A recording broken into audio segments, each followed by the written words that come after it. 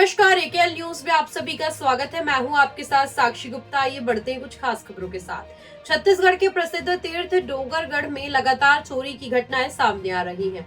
ऐसा ही बीते दिनों स्थानीय कलकापारम से लाखों के जेवरात की चोरी हुई थी, जिसकी जांच के बाद आज डोंगरगढ़ पुलिस चोरों और चोरी का माल बेचने वालों को गिरफ्तार करने में सफलता हासिल हुई है। उन्हें पूरे मामले का खुलासा एसडीओपी आशीष ने आज स्थानीय पुलिस थाना में प्रेस कॉन्फ्रेंस करके किया। जानकारी के मुताबिक मई 2024 में राहुल सहारे के सूने मकान में चोरी हुई थी, जिसकी लिखित शिकायत डोंगरगढ़ थाने में प्रार्थी ने दर्ज कराई। शिकायत मिलते ही पुलिस हरकत में आई और मामला पंजीकृत कर जांच शुरू की, जिसमें पुलिस को आज कामयाबी मिली है।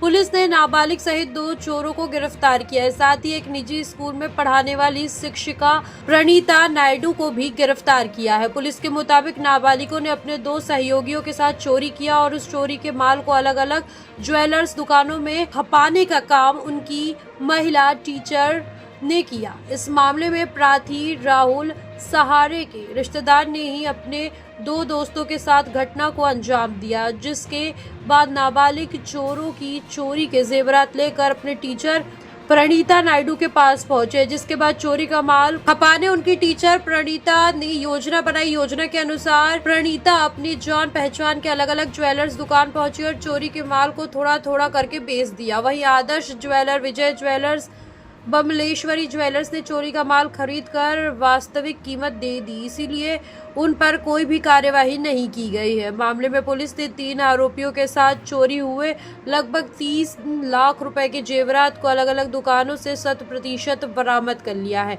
इसके साथ ही आरोपियों के पास विभिन्न धाराओं में कार्यवाही कर उन्हें जेल भेज दिया गया है।